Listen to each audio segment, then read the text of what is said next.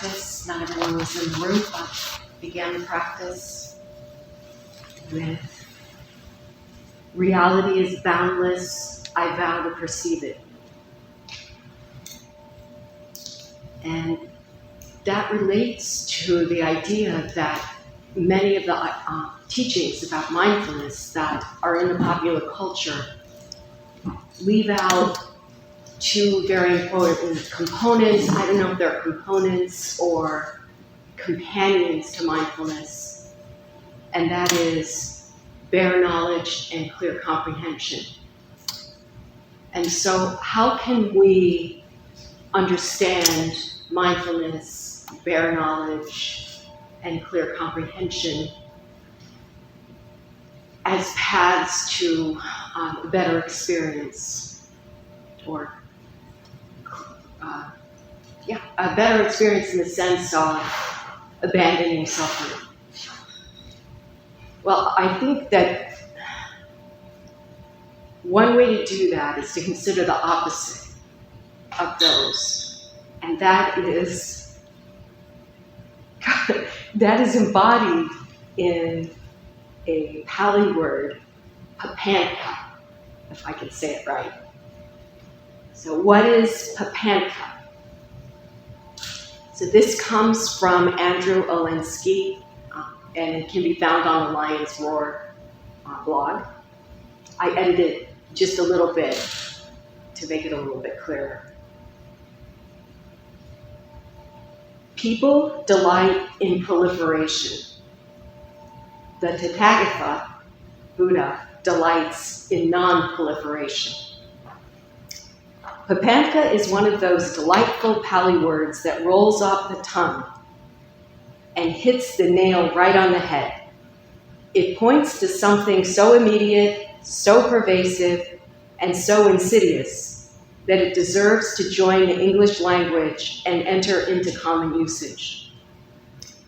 The exact derivation of Papañca is not clear, but in a sense, the idea behind it hovers somewhere between three nodes of to spread out or proliferate, an illusion, and an obstacle. So spread out or proliferate, an illusion, and an obstacle. The place where these three meanings come together in experience is not hard to locate. Today, as we sat for the last hour, closed our eyes or left them open, and through Mahasati, attended carefully to our experience, what did we see? Papañca. This term is used to describe the tendency of the mind to spread out from and elaborate upon any sense object that arises in experience, smothering it with wave after wave of mental elaboration, most of which is an illusion, repetitive and even obsessive. This effectively blocks any sort of mental calm or clarity of mind.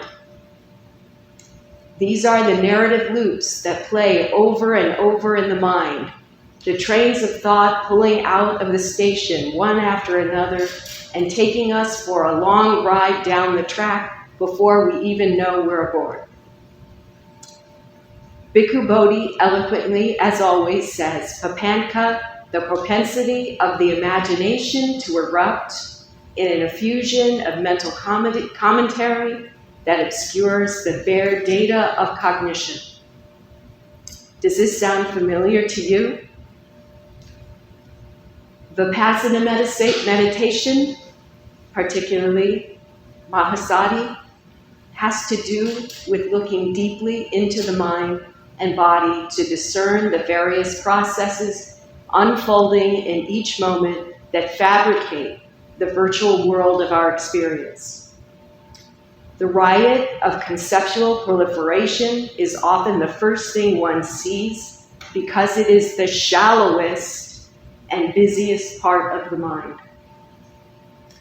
For most of us, the monkey mind chatters incessantly as it swings from one branch to another, seizing first this thought, then that idea, then a host of miscellaneous associations, memories, and fantasies. The basic themes around which all this activity swirls, according to the insights of ancient wisdom, are craving, conceit, and views, wrong views.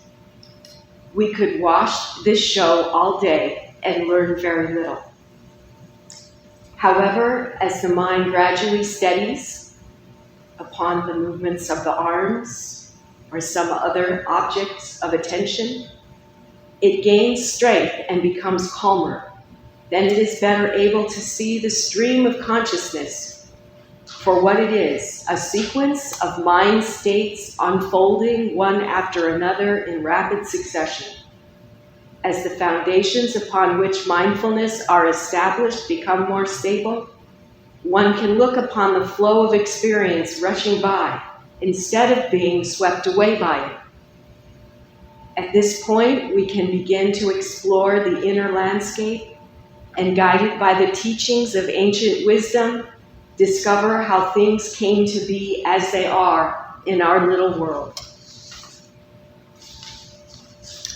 Mind, as it turns out, is layered, nuanced, and deep. Working backwards from the surface toward its depths, we first notice that Papañca, the mental proliferations, are based on thoughts. In the Honeyball Discourse, it is written, "What one thinks about, that one mentally proliferates." Mental proliferation is simply thinking run amok. While it is not necessarily a problem to think, once we get to the level of mental proliferation, we are seriously off course and nothing good can come of it. Looking more closely, we can further discern that thinking is itself based upon perception. What one perceives, that one thinks about. Perception is the mental function that makes sense of what we are seeing, hearing, smelling, tasting, touching, or thinking.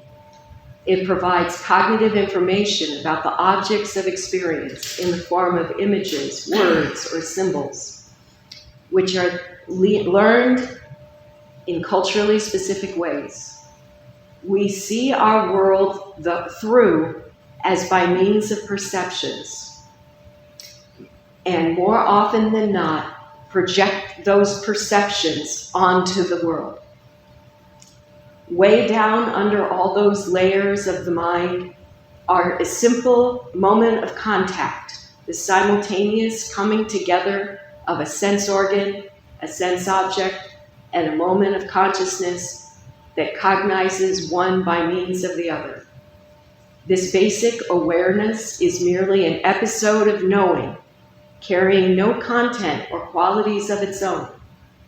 All the color, the texture of experience, so to speak, are provided by the other concomitant mental factors, such as feeling, perception, and endless permutations of volitional formations.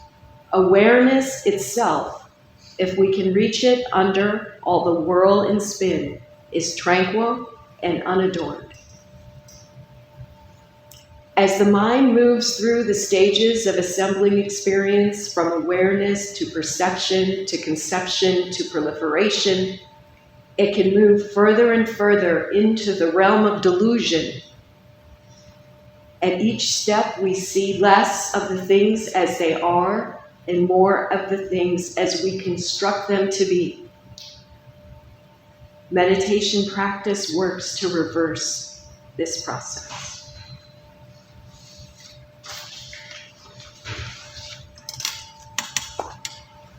So I ask if you could share what your reality is for you today, and if you could say your name, if that feels comfortable for you, then we could all know each other better.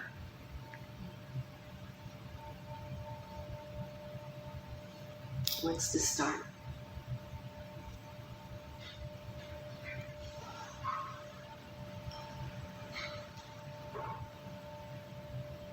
Thanks, Tony. Go ahead. Good morning, Liane. Thank you very much. Sure. I'm John. Hello, everyone. Thank you all for being here. Thank you for your practice. I guess I'm curious about the idea of substituting negative or recursive or intrusive thoughts with positive ones. And I don't know whether from a Western scientific perspective or just others' personal experiences, whether it is indeed skillful to try to replace thoughts of ill will with loving kindness. I think that this is something that the Buddha advises us to do through the practice of the Brahmaviharas, to replace thoughts of jealousy, for example, with sympathetic joy, and upset with equanimity, those sorts of ideas. It sounds like that's what you're talking about with this concept of disrupting or intercepting potentially negative thoughts with, or denying or convincing oneself of something that isn't actually occurring. But the ways in which we can skillfully practice not simply positive thinking, but replacing what would otherwise put us on that spiral of downward negativity with perhaps something more hopeful or positive. And in my experience, that has been helpful. And opportunities in daily life to do so when we're frustrated online or behind someone who's driving carelessly or acting badly in whatever way, to send positive thoughts in the direction of that energy. Again, for myself personally, I have found that to be beneficial, but I wonder if you can comment a little bit on what might be a fine line between doing that in a skillful way and doing that in a way that is perhaps repressing emotion. Is that question present for other people today too? That's a good question. Yeah. Anyone else want to talk about how this works for them? Yeah, Frank. Hello, everyone. I appreciate this because I think this is something that we are all at times can be caught up in. But I believe that the word positive thinking or positive thoughts is somewhat misleading. I think that we cannot replace a negative thought with a positive thought, but that we need to let the light in of awareness, rather. The light of everything else. I mean, the nature of a thought is that it is narrowing and focused and onto something, and that then we don't see the rest of the bigger picture and the larger space and the aliveness of the moment that can change everything in an instant or slowly over time. So to let in that there's more than the thought that is negative, to open ourselves to let the view go, to let the perception be seen.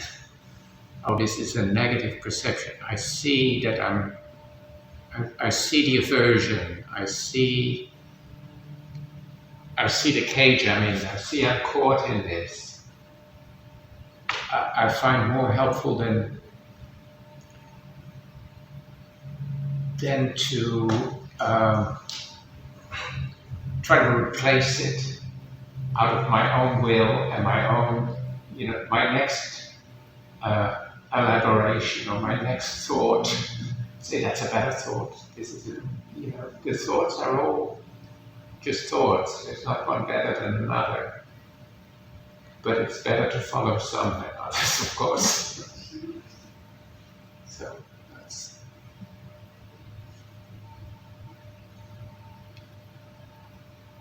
Who else? Thank you. Go ahead. I love what Frank just said. I'm Angus, by the way. I love what Frank just said because there's this, the Brahma Viharas are wonderful.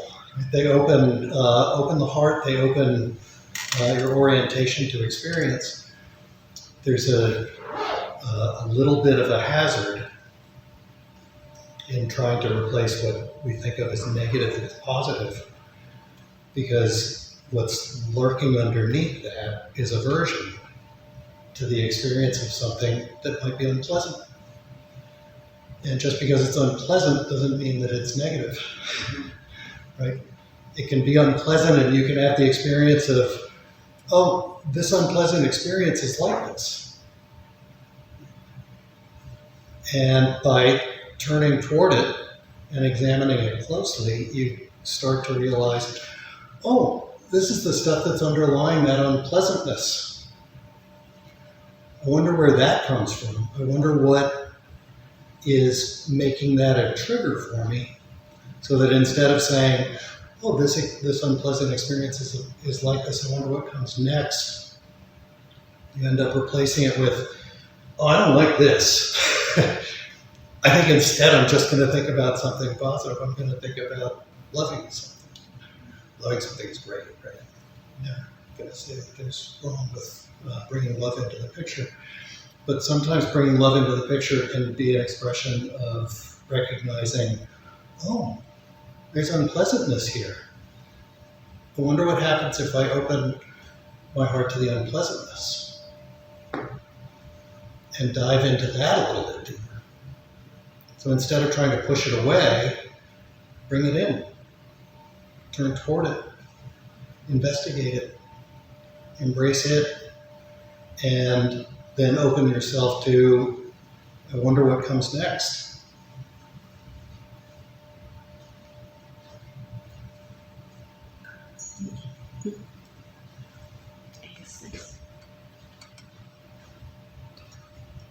So maybe, go ahead.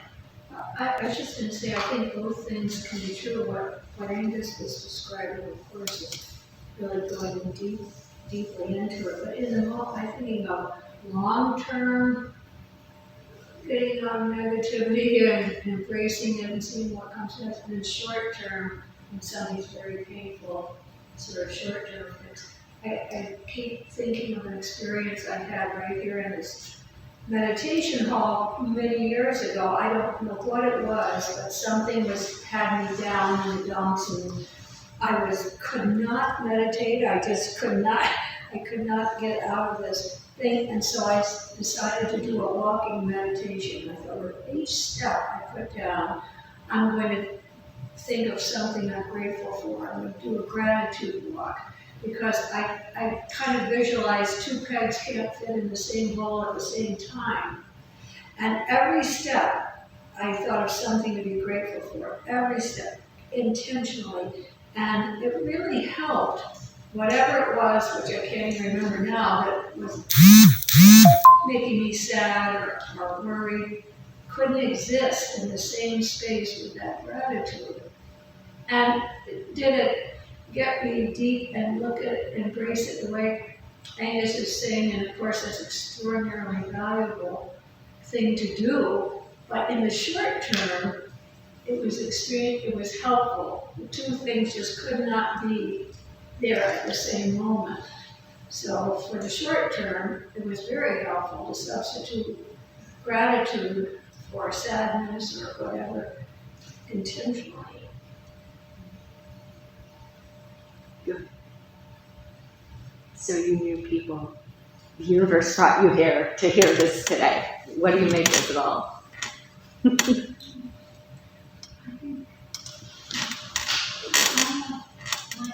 All of the ideas that describe it, and I think it's his perspective about trying to dig down to the root cause of that whatever positive emotion you're feeling, and with it being aversion, that's so hard, that requires like a lot of work. I think that's really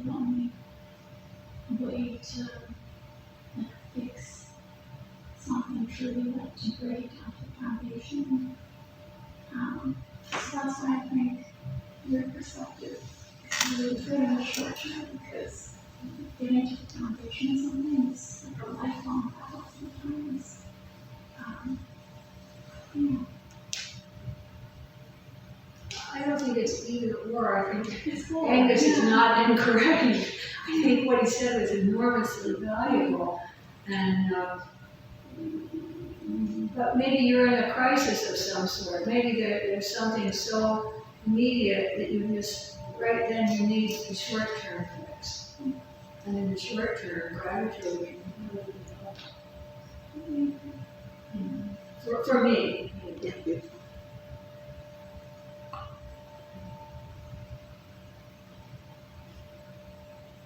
So I was thinking that ancient wisdom has given us so many skills are embedded in all of these teachings.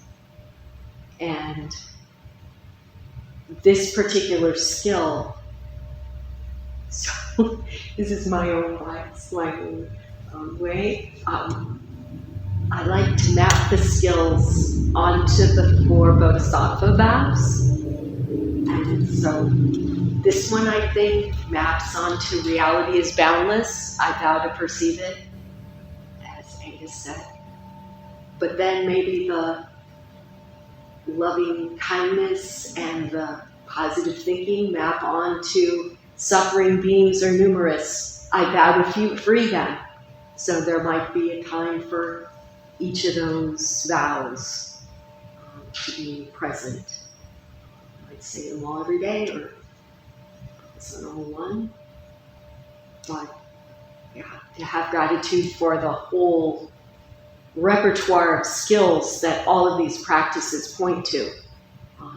That's more than I think we get from the internet superficially. There's a lot of very skillful practices, as John said on the one hand, and then Frank and Angus on the other.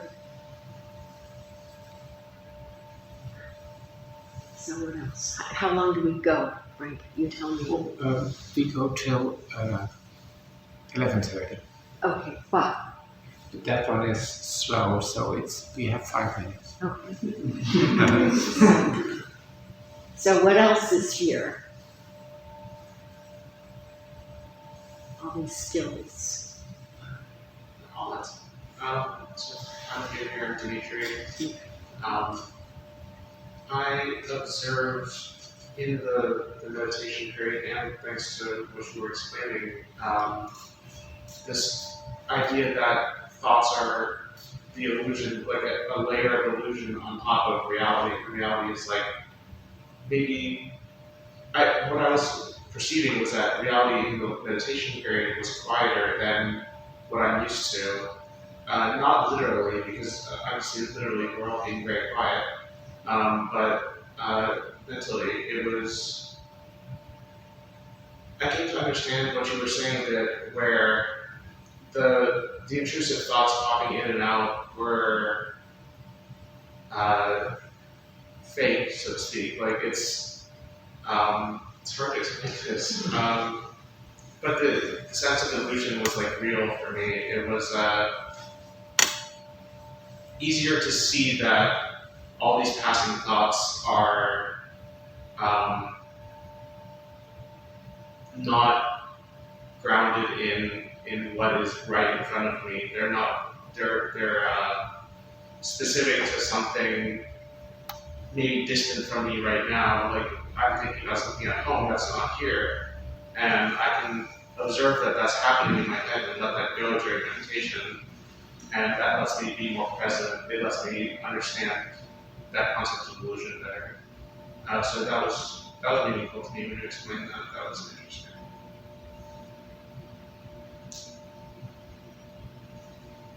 My name's Kate, and I love that's a really interesting point. I love the idea that, like when you were saying, if you're at a stoplight and somebody's driving poorly and you're getting so upset, if you kind kind of go back to the idea that this is just your perception of the situation. It's not the reality of the situation. And it might be the perception of the situation due to, as Angus said, some underlying things that are going on. And so it's kind of trying to disconnect from your own perception of the event and just kind of releasing it.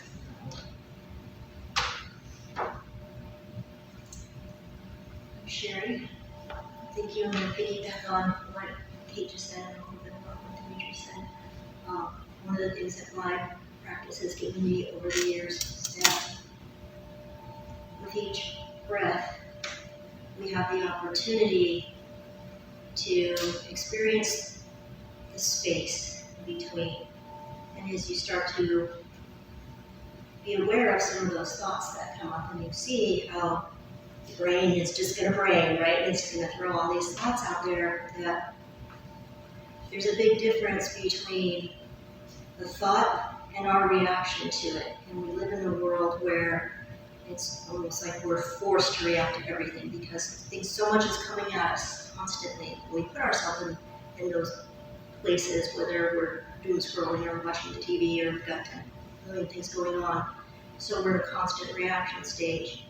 Through meditation and time sitting in silence, you can start to really train that part of the brain that can notice what is in between that and start to come from a place of action instead of reaction, and that not every thought requires any type of reaction or action. And this is where we get into right action in our practice. And giving ourselves the gift of that space in between, and understanding that just because I feel angry, I don't have to act angry. Because, as you're talking about, I might be in an anxious stage and I can't act, but if I get myself out of that anxious stage, that passes. So you see that the impermanence of things and the impermanence of the thoughts in our mind that don't require a reaction. Some might require an action, but being able to have that discernment and knowing. And through sitting, we give ourselves the gift of really improving that little muscle in our brain that gives us that space. And that space, I think, is just a beautiful place to reside. And I think that's sometimes when we feel that space, and that space lingers, or that space gets greater, that it's like this, the beauty of that.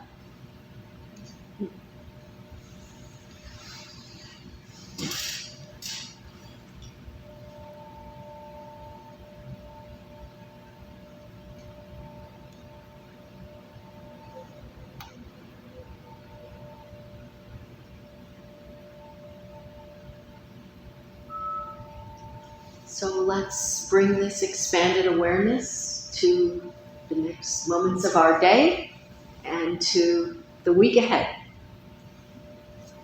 Thanks, Liane. Thank you so much.